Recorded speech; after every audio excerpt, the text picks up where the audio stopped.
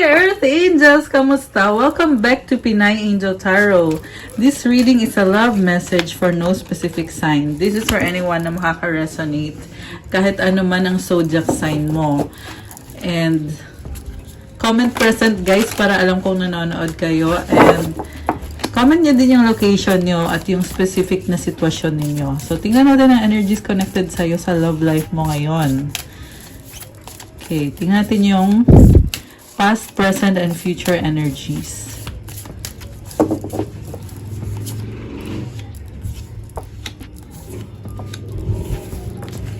Ready ko lang yung mga cards nyo. Nga pala, kung kailangan nyo ng gabay, pwede kayong magpa-private reading. May bayad po yung kasi ikaw mismo yung i-reading ko. Message nyo ako sa Facebook page ko, Pinay Angel Tarot, or sa Viber or sa WhatsApp para mas mabilis. Nasa description box po yung number ko. And sa mga nagtatanong about crystals, visit my Instagram para makapili kayo kung anong crystal ang gusto nyong bilhin. Marami at iba-iba. Merong for love, wealth, prosperity, abundance. For the Chinese New Year, for new beginning, meron din. For protection, creativity, and for vitality. At marami pang iba. So, tingnan nyo na lang po sa Instagram ko. At i-message nyo ako. Okay, so ngayon, eto na, tingnan natin ang unang mensahe para sa'yo. Unconditional love, the Divine Mother. Oh my gosh, I love it.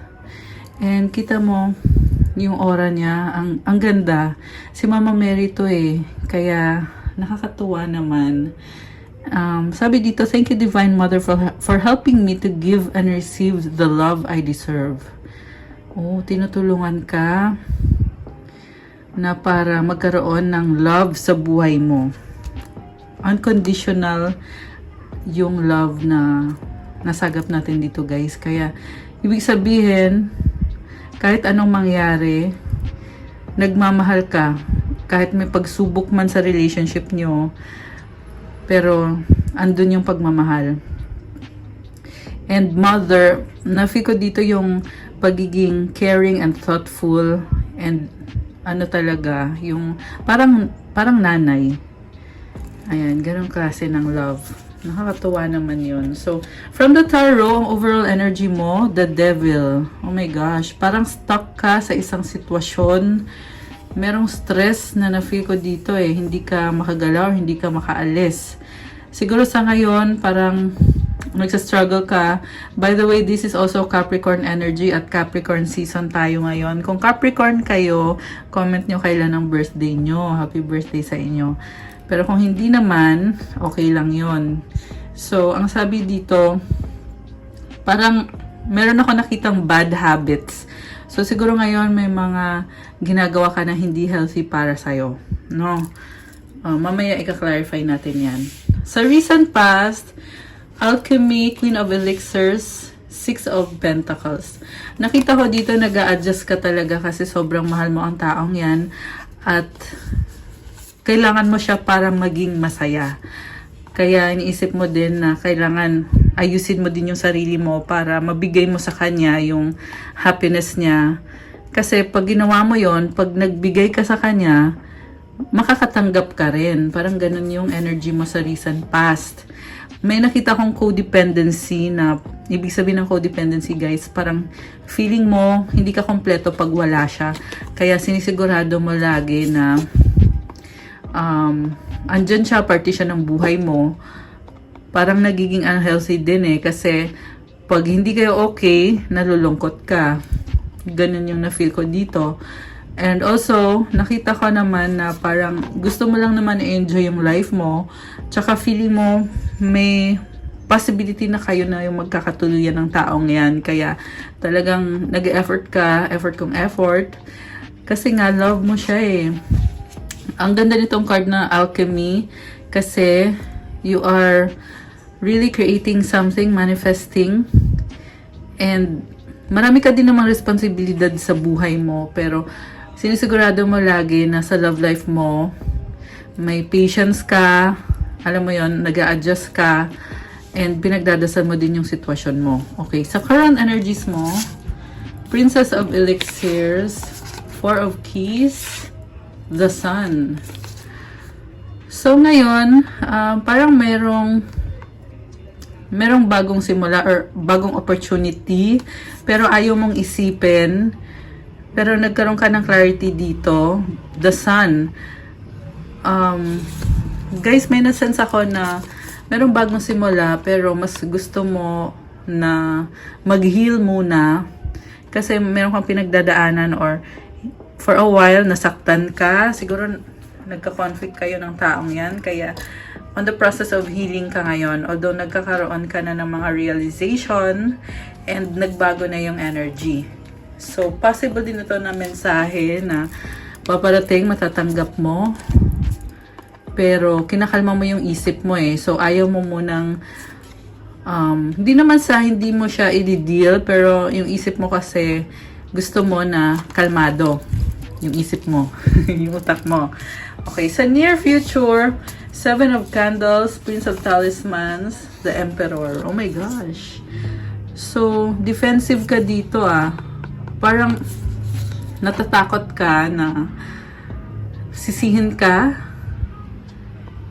or masisi ka ng taong yan kung hindi mo ginawa yung part mo sa connection nyo or sa relationship ninyo.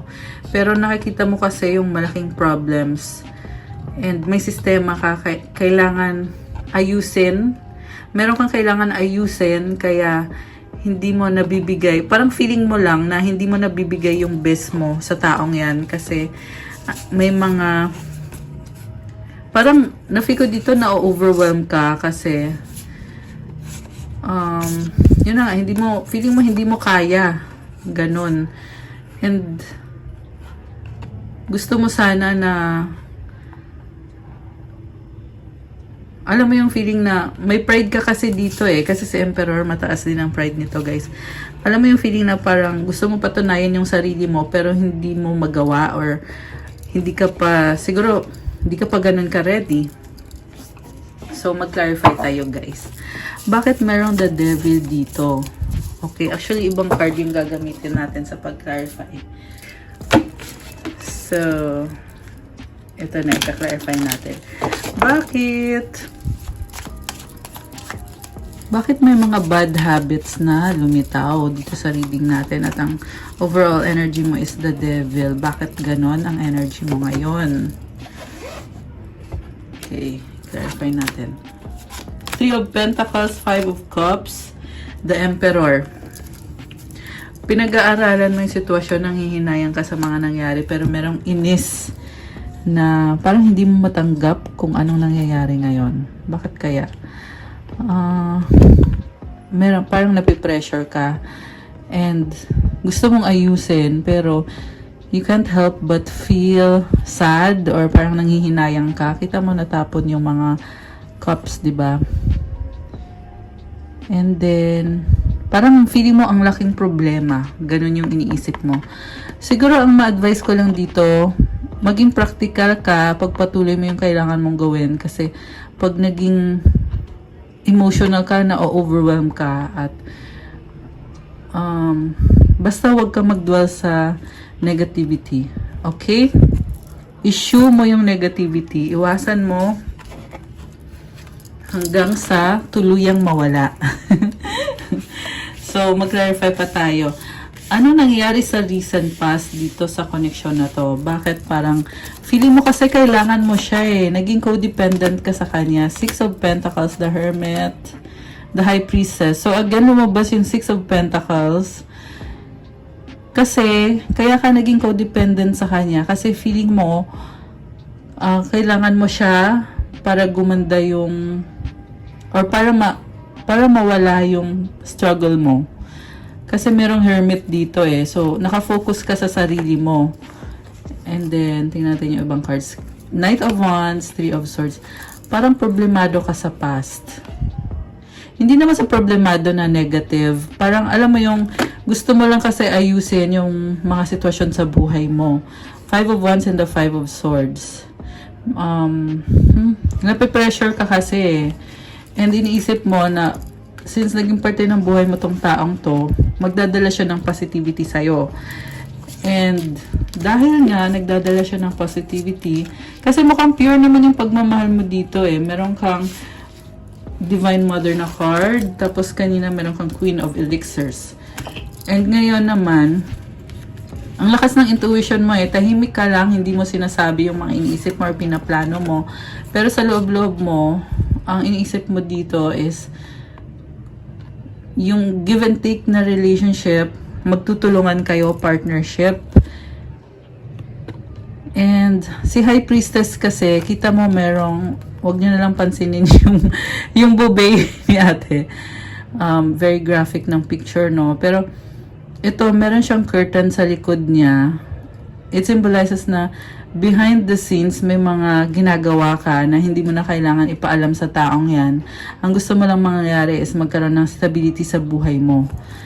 Nagpapaka-practical ka lang. Wala namang masama doon kung kailangan mo ng someone na tutulong sa'yo. Siguro, i-check mo lang din yung sarili mo and make sure na kaya mo pa rin maging happy kahit wala yung taong yan.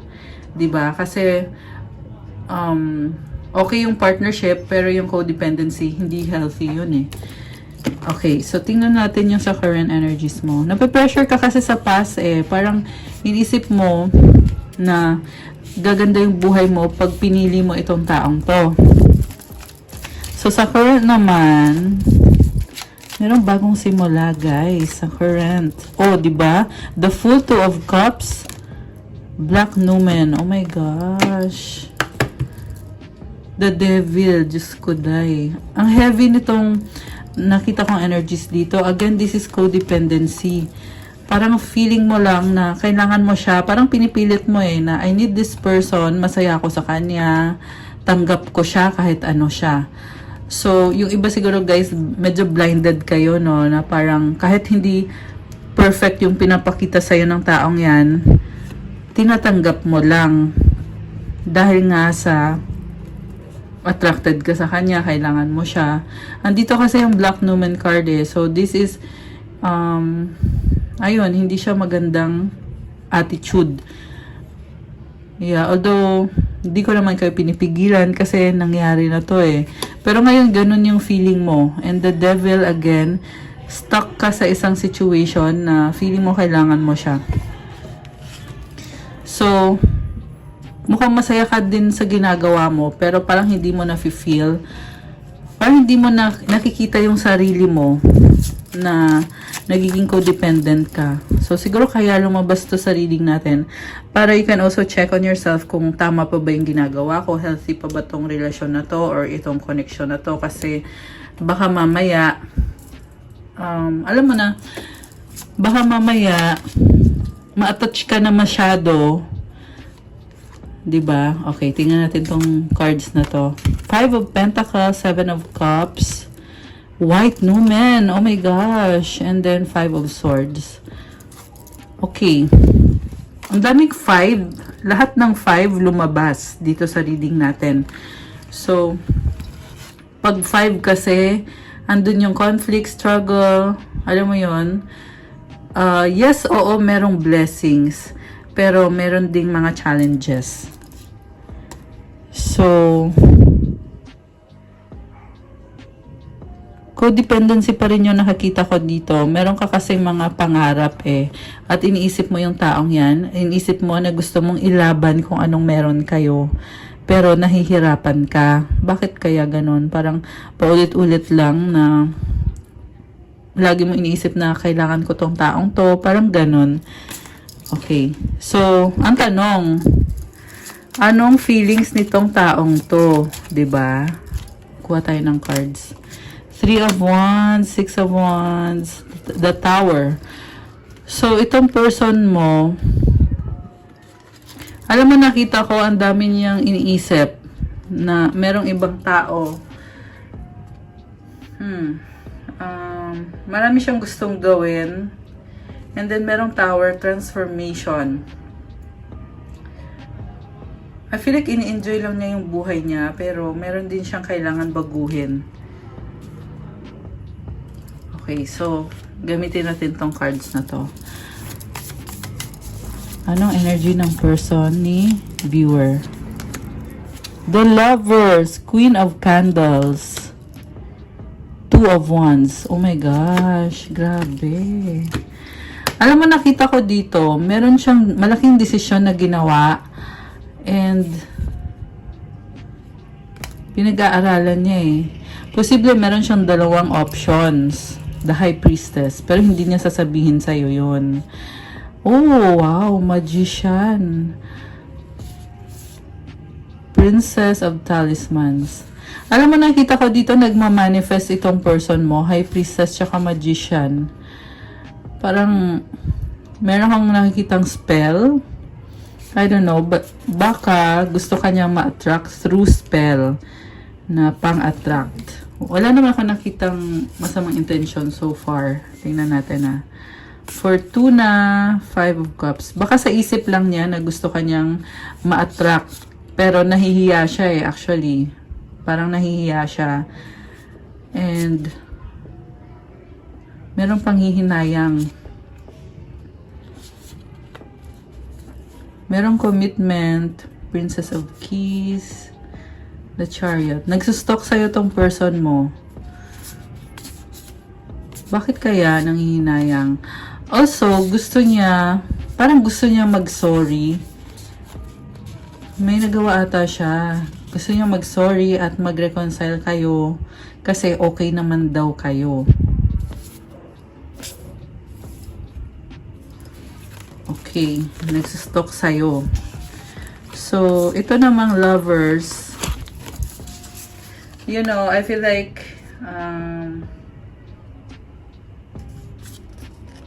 parang gusto niya ma-overcome kung ano yung hindi healthy sa connection nyo.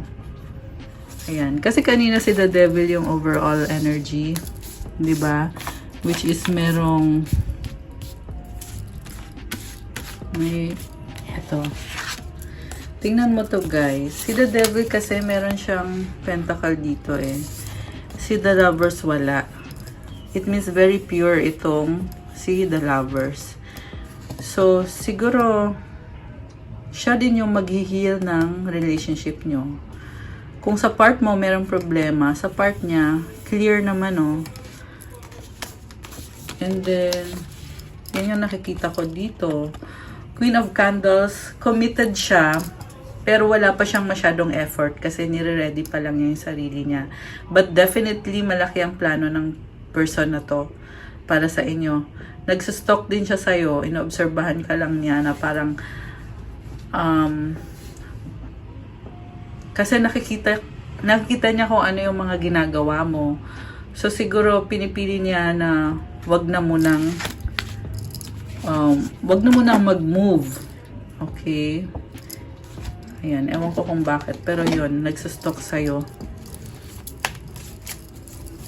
And attracted siya sa'yo. Sobrang attracted. King of Pentacles, the Star. 9 of Swords, the Sun. Okay, ito na. So, ang person mo, ang focus niya is achievement or finances and career. The Star. Sobrang niya iniisip yung wow. Alam mo, may mga pangarap siya na iniisip niya. Merong negative tsaka positive na lumabas dito. Kasi 9 of Swords, ayan o, negative yan eh, hanging. Pero ito yung positive, the Sun. So, nakikita ko sa person mo na kahit alam niya na merong mga hindi pa naayos or merong problems, siguro sa finances nyo or sa situation nyo.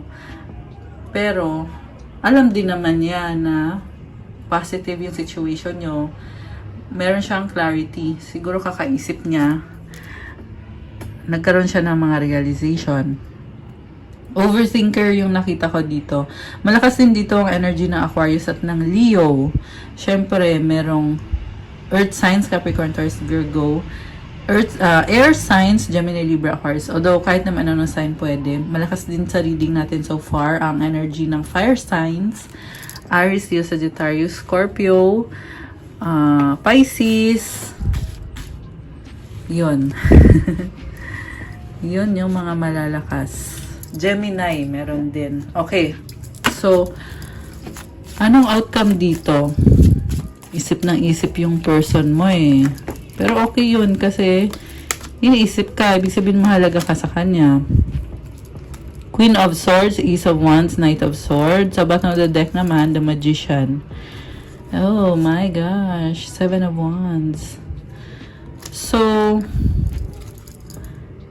ready na siya, pero nakita ko dito parang may takot pa rin, nag-hold back pa rin siya kasi iniisip niya kailangan mag-set ng boundaries. The Lovers ulit, oh my gosh. The Chariot. Alam niyo guys, grabe yung attraction dito. Page of Cups. Eight of Pentacles. So, lumabas yung Lovers ulit eh. Kita mo yung snake oh.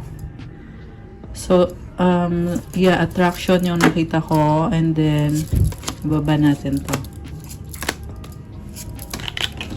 And then, itong si Queen of Swords naman, may gusto siyang gawin. Or may gustong sabihin.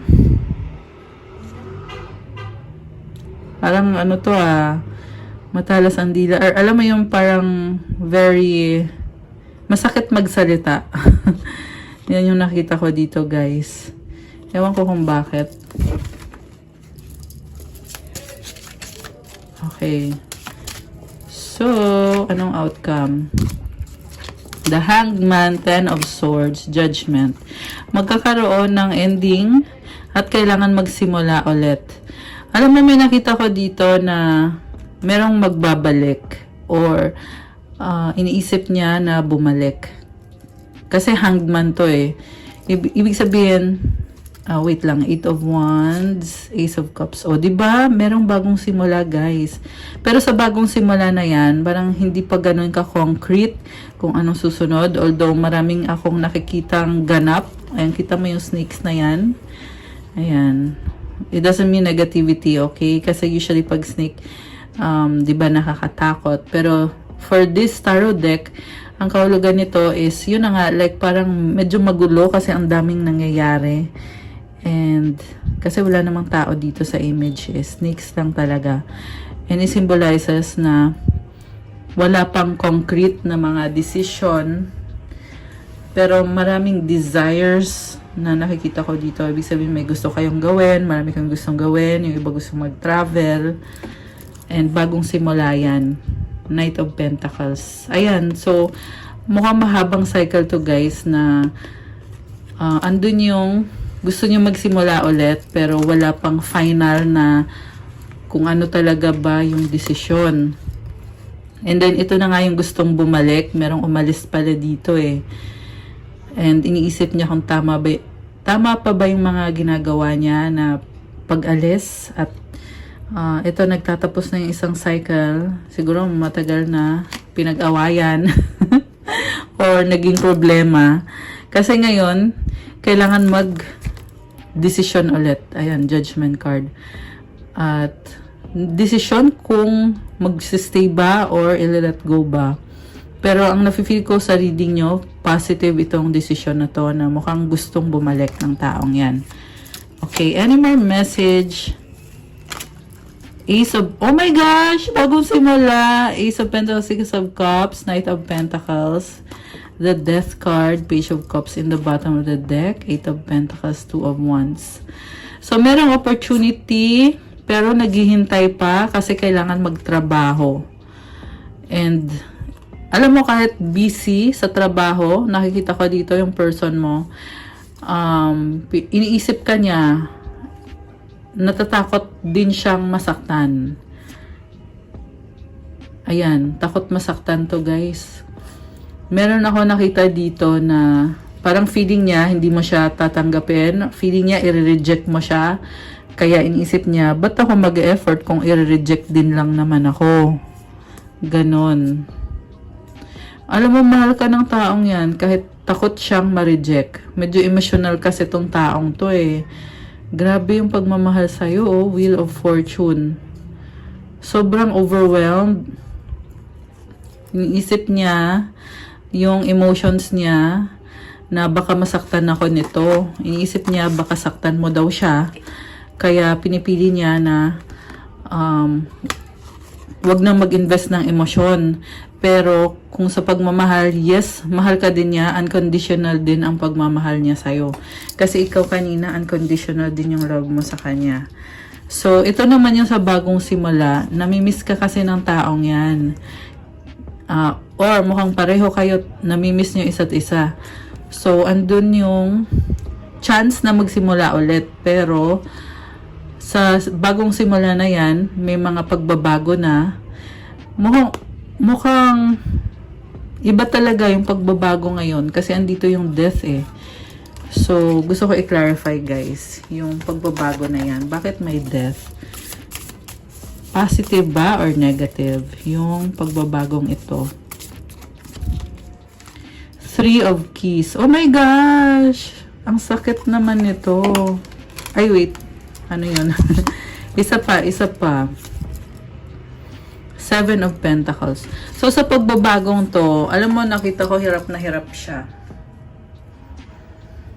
Iniisip niya, tama ba itong gagawin ko? Ganon. Pinangungunahan siya ng fear. Oh my gosh, the universe. So, sa bagong simula, there is another whole new cycle na magaganap. Ibig sabihin, may mga lessons learned dito. Hindi basta-basta tong connection na to, guys. Lumabas tong the universe, oh. And kita mo, merong manifestation symbol. Merong waxing crescent moon. So, there is momentum. Okay, ano pa? Two of Cups, reconciliation, the seeker. Oh my gosh! Kinilig. So, I can see reconciliation. Mukhang positive naman, guys. Although, yung fear talaga yung pumipigil dito sa connection na to. Kasi, alam mo yung feeling na may mga positive cards eh. Tapos, biglang nauudlot dahil yun na nga kanina may lumabas na fear of rejection. Takot na baka mabasted or i-reject. Alam mo yung feeling na ganon. Pero mukhang merong guilt din sa part niya kung bakit ganyan. So, siguro feeling niya hindi siya deserving. Kasi ito ka, unconditional yung pagmamahal mo eh. Parang feeling niya hindi ko deserve yung ganyan klase ng pagmamahal. So, kung ayaw mo sa akin, parang pinangungunahan na niya. Wala ka pa nga sinasabi. Pero, siya na yung nauna. Oh my gosh! Guys! Nakakaloka. So, ito yung mga gusto niya sabihin sa'yo. Una is, I love you. You were the best thing in my life. Isa pa. Ay, dalawa. I regret lying to you. You don't know how hard it was to let you go. Oh my gosh. Sabi ko na sa'yo eh, di ba? Oh, nag-let go siya pero sobrang hirap. Alam mo yung ilalet go mo, mahal mo tapos ilalet go mo. Ang hirap kaya nun. Lumabas din yan sa cards nyo eh. You're special. Ay, dalawa. Ayoko. Bakit? Kasi matigas ang ulo, stubborn. Diyos ko, day. Hay, nakaw. In a relationship. So, meron palang relationship, may commitment. Ouch, masakit. Ano pa ang gusto niya sabihin na hindi niya masabi sa'yo? Oops. I am sorry. Oh my gosh. We have to unite. Oh my goodness. Nakakaloka. Childhood trauma. Oh. May na-feel ako dito na merong bumabalik na trauma. Kaya, isa din yan sa mga balakid, which is hindi mo kasalanan yon kung may trauma siya. Posible din naman na pati ikaw meron ding trauma nung bata ka pa. O siya nung bata pa siya. I don't believe you. Oh my goodness. Bakit? You don't believe? Let's forget the past. Oh my gosh. Okay. Last one.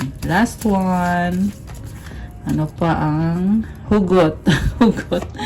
Ang gustong sabihin, I need you. Parang ikaw to eh. Nasagap natin kanina na need. Meron ding naging codependent. Oh, we need a fresh start. I love it. Okay.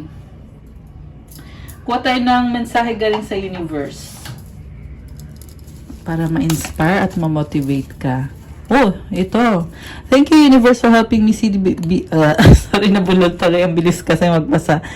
For helping me see beyond the limits of fear. Thank you for expanding my perception so that I can see what is of the highest good. Oh, I love it.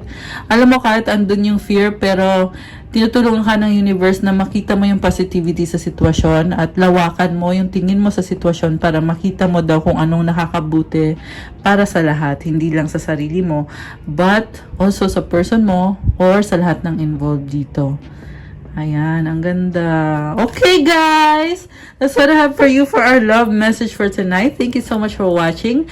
I-like nyo itong video na to. I-comment nyo kung nag-resonate ba or ilang % nag-resonate. Kung hindi nag-resonate, okay lang, check nyo sa channel. May ibang love messages pa. Baka po doon kayo mag-resonate. Also, support nyo po yung social media accounts ko. Facebook, Instagram, TikTok. And sa mga nag-i-inquire po about private reading, yes, meron po. And may bayad po kapag private reading kasi ikaw mismo yung i-reading ko. Message nyo na ako dun sa Facebook page ko, Pinay Angel Tarot. Pwede nyo rin ako i-chat sa Viber or sa WhatsApp for faster transaction. Nasa description box po yung link at yung mga contact details sa Viber at sa WhatsApp ko. And for those na nagtatanong about crystals, meron tayong citrine, rose quartz, emerald, moonstone. Marami pa pong ibang crystals, guys, at iba-iba pong purpose. Meron para sa love, sa kaperahan nyo, sa career nyo, creativity, for motivation, for business, for communication, negotiation, protection, for travel, for vitality, self-confidence, at marami po pong iba, guys. Tingnan nyo po sa channel ko. Tingnan nyo po sa Instagram ko kasi nakadetalye naman po kung ano yung mga benefits ng crystals kasi mostly po ata sa inyo ay first time pa lang na makakita ng totoong crystals kasi nakikita nyo ginagamit ko. So, kaya tingnan nyo doon kasi nakalagay na po lahat ng mga benefits at mga detalye doon. And i-message nyo na lang ako. Okay? Thank you so much, Earth Angels! Comment kayo ha, kasi gusto ko malaman kung nag-resonate kayo. Kasi nagandahan ako sa reading ngayon. So, I'll see you again soon. And Happy New Year again sa inyo. At malapit na din mag-Chinese New Year. Kaya dapat meron na kayong bracelets for the coming new Chinese New Year. Year of the Dragon na para meron kayong protection at meron pang pampaswerte. Pero yung pampaswerte natin, crystals po, okay? Ang crystals ay may buhay po yan at natural yung mga crystals na yan. Galing pa yan sa iba't ibang bansa. Kasi iba-iba ng origin bawat isa. So, ayan. Kailangan nyo yan para magbigay ng earth lock at ng metal. Metal lock. Kasi metal tong pyrite. Ayan, yan yung mga pang-attract ng pera. So, anyways, that's all. Have a good night. I'll see you again soon. God bless and stay safe. Love you guys. Bye!